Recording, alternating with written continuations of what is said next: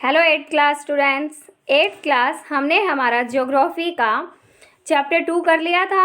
Chapter का नाम क्या था हमारे का? Land, soil, water, natural vegetation and wild life resources. ये हमारे लेसन का नेम था। तो आज हम इसके एक्सरसाइज क्वेश्चन करेंगे। तो फर्स्ट क्वेश्चन क्या है स्टूडेंट्स हमारा, जो आपके लेसन सेकेंड लेसन के पीछे जो एक्सरसाइज दी गई है वो क्वेश्चन आंसर्स हम कर रहे हैं। Which are the two main climatic factors responsible for soil formation? मिट्टी को बनाने में कौन से दो क्लाइमेटिक फैक्टर्स जिम्मेदार हैं? तो कौन से दो हैं? टेम्परेचर और रेनफॉल, तापमान और बारिश। ये मिट्टी सॉइल फॉर्मेशन में हेल्प करते हैं। सेकेंड क्वेश्चन है, right any two reasons for land degradation today. दो कारण लिखो, लैंड डिग्रेडेशन कैसे हो रहा है, जो भूमि अपरदन है वो कैसे हो रहा है, इसके बारे में। फर्स्ट क्या फैक्टर है? डिफोरेस्टेशन, क्योंकि ज़्यादा से ज़्यादा जंगलों को काटा जा रहा है।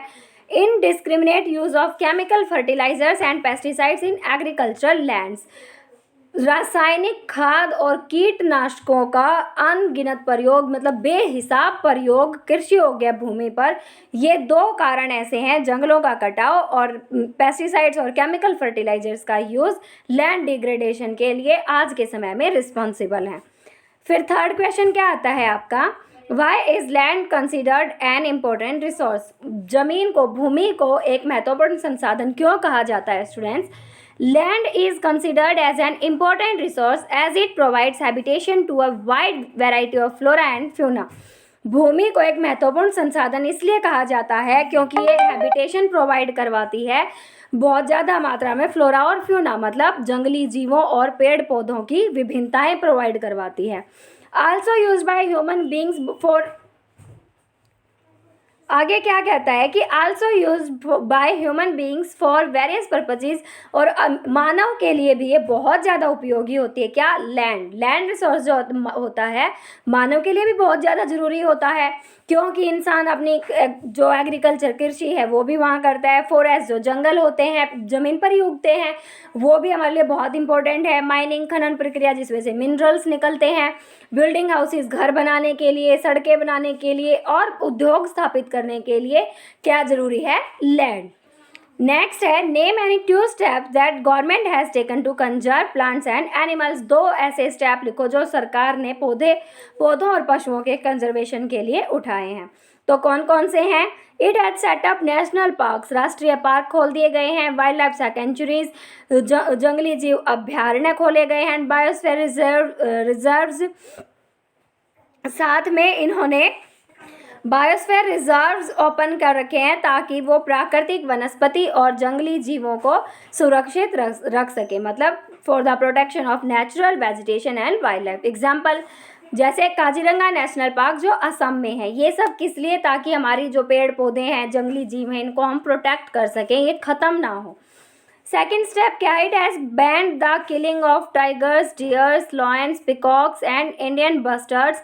It has also prohibited the trade off the species of plants and animals protected under the international agreement CITES, convention on international trade in endangered species. मतलब ये पूरी तरह से बैन कर चुकी है, प्रतिबंध लगा चुकी है चीते, हिरण, शेर, मोर, इन सब के शिकार पर भी पूरी तरह बैन लगा चुकी है। और साथ में पौधों और पशुओं की प्रजातियों का व्यापार करने को भी बंद कर चुकी है कि CITES समझौते के अनुसार, जो ये इंटरनेशनल ट्रेड जो समझौता हुआ था, ताकि जो प्रजातियां खतरे में हैं उनको बचाया जा सके। नेक्स्ट आता है, suggest 3 ways to conserve water. 3 तरीके लिखो पानी को बचा सकें। फर्स्ट है रेन वाटर हार्वेस्टिंग, मैंने आपको बताया था रेन वाटर हार्वेस्टिंग क्या होता है। It is a process of storing rain water in vessels of a big surface area. बहुत बड़े एरिया में रेन वाटर को स्टोर करके रखने की प्रक्रिया रेन वाटर हार्वेस्टिंग होती है। फिर आता है lining irrigation canals to avoid seepage of water. जो नहरें होती हैं, सिंचाई के लिए जो नहरें निकाली गई हैं उसमें पानी के रिसाव को कम करने की कोशिश की जानी चाहिए। Replenishing ground water bye promoting afforestation. दोबारा से जो जमीन का जो भूजल स्तर है ना, जमीन के नीचे जो पानी का स्तर है, उसको दोबारा से इम्प्रूव करना चाहिए। कैसे इम्प्रूव होगा वो? ज़्यादा से ज़्यादा पेड़ लगाकर। ओके, ये 3 ways थे वाटर कंजर्व करने के। नेक्स्ट आते हैं टिक द करेक्ट आंसर्स। ये आप इसमें से देख के टिक कर लेना। ओके, फिर आता है मैच द फॉलोइंग, ये भी आप कर सकते हो, जो मैंने आपको लेसन पूरा समझा दिया है। ये इसके आंसर्स हैं। Okay, these are answers of match. फिर आता है state whether the given statement is true और false, if true write the reasons. इन्होंने कहा है कि भाई ये लिखो कि जो यहाँ पर जो ये स्टेटमेंट्स लिखी हुई हैं ये सही है या गलत, अगर सही है तो क्यों सही है। तो फर्स्ट क्या है, Ganga Brahmaputra plain of India is an overpopulated region. Ganga Brahmaputra जो भारत में मैदान है जहाँ पर गंगा ब्रह्मपुत्र से जो नदियाँ निकलती हैं जिन एरियाज से, वो बहुत ज़्यादा पॉपुलेटेड है, बहुत ज़्यादा जनसंख्या है वहाँ पे। तो ये सच है या झूठ है? सच है, क्योंकि गंगा ब्रह्मपुत्र प्लेन जहाँ पर ये मैदान होंगे, इन नदियों की वजह से वहाँ के एरियाज जो हैं वो बहुत ज़्यादा फर्टाइल होते हैं, और अगर फर्टाइल लैंड है तो वहाँ पर खेती की जा सकती है, तो इसलिए वहाँ के जो क्षेत्र हैं वो ओवर पॉपुलेटेड हैं। This statement is true. The Ganga Brahmaputra plain has even topography and highly fertile soil, hence it can support a huge population. ये मैंने आपको समझा दिया है। नेक्स्ट ये क्या कहता है, water availability per person in India is declining. प्रति व्यक्ति के अनुसार भारत में जो जल उपलब्धता है वो कम होती जा रही है।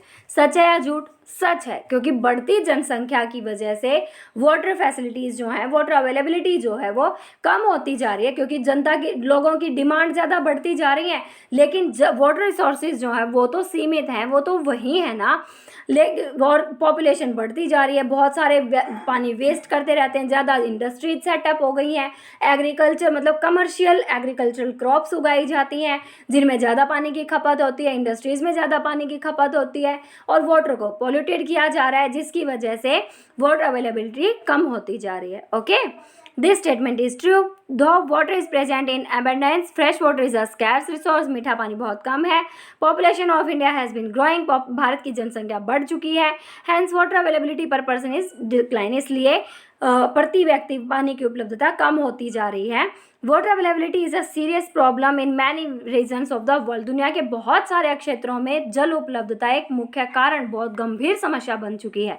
Due to the wastage of water, पानी के वेस्ट के होने के कारण, डिफॉरेस्टेशन जंगलों के कटाव के कारण, एंड द पॉल्यूशन प्रदूषण के कारण, and depletion of fresh water reserves और मीठे पानी के स्रोतों के कम होने के कारण, जैसे नदियाँ या भूजल स्तर, the availability of water is fast declining, बहुत ज़्यादा तेज़ी से पानी की उपलब्धता कम होती जा रही है। ओके, फिर आता है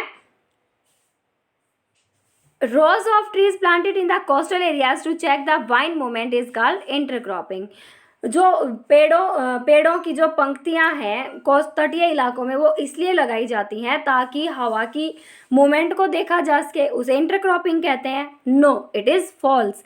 the describe process is called shelter belt, इसको शेल्टर बेल्ट कहते हैं। जो पेड़ जो हैं वो ऐसे लाइन में लगाए जाते हैं, उसे शेल्टर बेल्ट कहते हैं, इंटरक्रॉपिंग नहीं कहते हैं।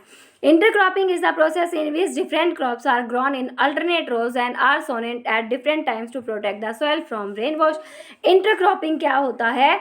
एक साथ कई सारी फसलों को उगाना इंटरक्रॉपिंग कहलाता है। ठीक है स्टूडेंट्स, जो अलग अलग समय पर उगाई जाती हैं ताकि मिट्टी को प्रोटेक्ट किया जा सके।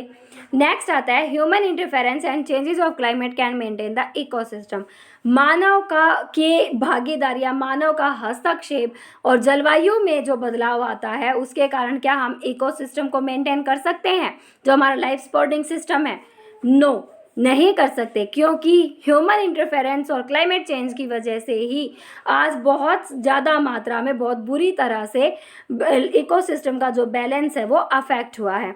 There bye creating imbalance in the ecosystem, इन्हीं की वजह से, क्योंकि मानव ह्यूमन एक्टिविटीज़ की वजह से तो क्लाइमेट में चेंजेस होते जा रहे हैं, और जिसकी वजह से हमारा लाइफ सपोर्टिंग सिस्टम मतलब हमारा इकोसिस्टम उसमें असंतुलन बन चुका है।